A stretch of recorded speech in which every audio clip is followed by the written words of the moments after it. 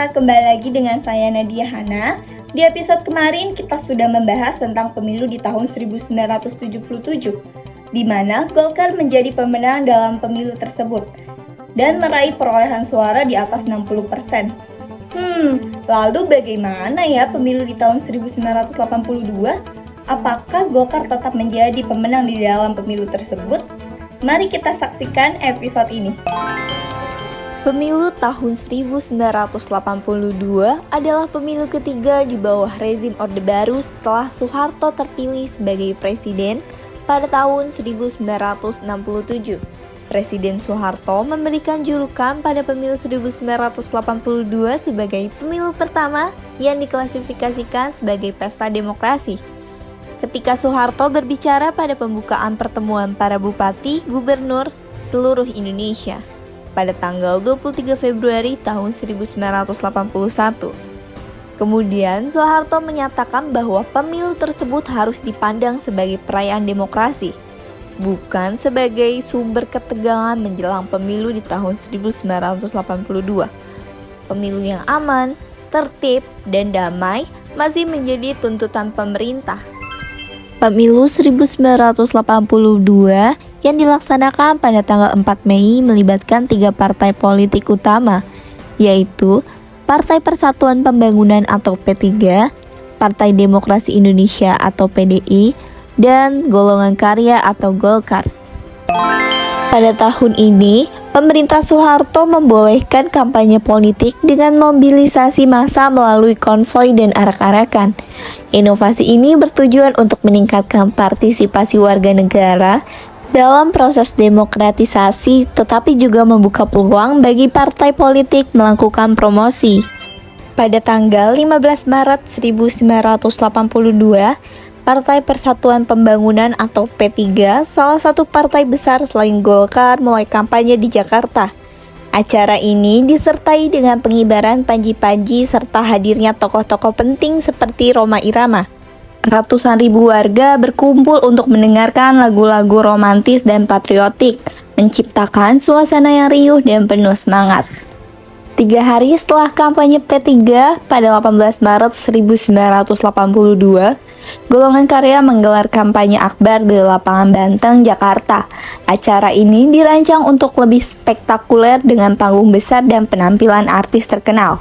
Namun, suasana yang awalnya meriah berubah menjadi kerusuhan ketika massa dari P3 melintas di lokasi. Kerusuhan dimulai ketika massa Golkar yang berjumlah lebih dari 1 juta orang mulai saling berhadapan dengan pendukung P3. Provokasi dari oknum Angkatan Muda Pembaharuan Indonesia memperburuk situasi, menyebabkan saling lempar batu dan baku hantam. Dalam kekacauan ini, peralatan kampanye Golkar dirusak, bendera-bendera dicabuti dan dibakar termasuk bendera merah putih. Kerusuhan yang terjadi pada kampanye Golkar menyoroti ketidakpuasan sosial yang telah lama tertimbun di kalangan masyarakat. Meskipun rezim Orde Baru berusaha mempromosikan demokratisasi, praktik-praktik korupsi dan represi terus-menerus membuat masyarakat semakin frustasi. Polisi dikerahkan untuk mengendalikan kerusuhan yang meluas. Sebanyak 318 orang ditangkap dan sebagian besar adalah pelajar yang terlibat di dalam kerusuhan. Mereka kemudian dibebaskan karena dianggap hanya ikut-ikutan. Gubernur DKI Jakarta saat itu meminta maaf kepada Golkar atas insiden tersebut. Namun ketegangan antara pendukung Golkar dan P3 terus berlanjut, menciptakan suasana ketidakpercayaan di masyarakat terhadap pemerintah dan proses pemilu. Setelah kerusuhan di lapangan Banteng, kehidupan di Jakarta mulai pulih meskipun suasana kembali normal dengan lalu lintas yang lancar dan pusat perbelanjaan yang dibuka kembali. Pemungutan suara pemilu 1982 dilakukan secara serentak. Golkar meningkatkan perolehan suara dan kursi. Mereka berhasil mewakili 64,34% dari total suara dan mendapatkan 242 kursi di DPR.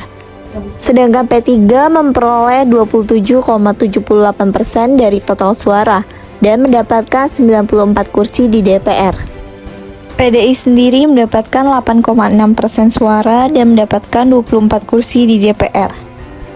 Kerusuhan Banteng ternyata menjadi titik balik kemenangan Golkar untuk mengubah citra P3 di mata pemilih yang lebih mapan. Insiden ini sering diasosiasikan dengan kekerasan dan konfrontasi yang tidak sesuai dengan citra damai dan harmonis yang diharapkan dari partai politik. Hal ini memicu perubahan opini publik, sehingga banyak orang mulai percaya bahwa Golkar lebih stabil dan aman dibandingkan dengan P3.